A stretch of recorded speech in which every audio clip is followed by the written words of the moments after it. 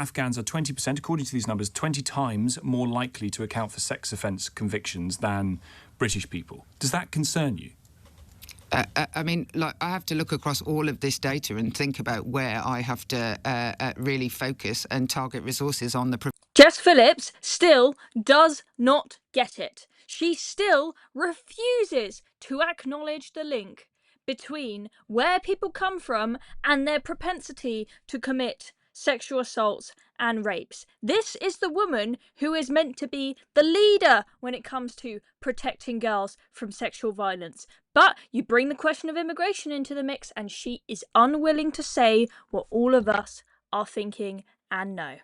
Work that I am determined to do. Do you think there are people in this country who have a culturally very, very different view of women and therefore are more likely to be engaged in these kinds of activities? Which culture doesn't have patriarchy and misogyny in it? Because... Do you think? I mean, like I have seen victims and perpetrators from every single walk of life.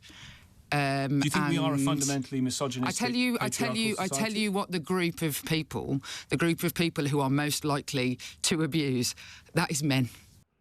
Oh my goodness, I mean, wake up, smell the coffee, Jess Phillips. I just want to refer her to this. This is the conviction rate on specific crimes in England and Wales by nationality per 10,000 people. You've got various different crimes there: violence, sexual assaults and rapes, and theft. And first of all, let's look at the second one, because that's the one we're talking about in this video, right? And for the UK, as you can see, you've got a tiny little red bar there, which is 6 per 10,000 people convicted in England and Wales. But Afghans, 59.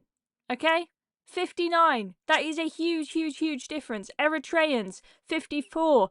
Namibia, 50. Chad, 40. Moldova, 38. And you've got the audacity to sit there, Jess Phillips, and say to us, oh no, there's no difference at all. It doesn't matter what country you come from, because every single culture has patriarchy and misogyny. The facts don't lie, Jess Phillips. Wake up. She is just terrified of losing her seat, because you know what? She nearly lost her seat to a pro-Gaza independent. She won on a knife edge, and she will probably be unseated at the next general election. She is trying to save herself rather than save the girls that need her help, and I think it's absolutely disgusting coming from a woman who in the past has been respected by people on both sides of the Commons, across all parties, for her work on helping girls who have been through sexual assaults and rapes. She's ruined her reputation now.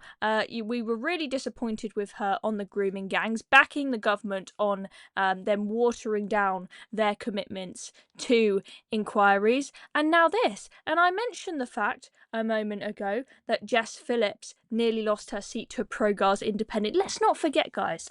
Now, if you've forgotten, or you didn't see it in the first place, I'll remind you.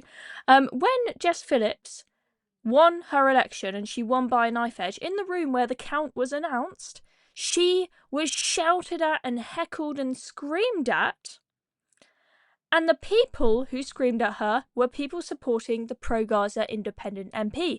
They were Muslim men. She was asked about this in an interview on LBC, and she insisted, oh, it's got nothing to do with the fact that they were Muslim, it's just because they were men, because this is how all men behave. Funny how there weren't any just, normal English Christian blokes doing the same in that audience.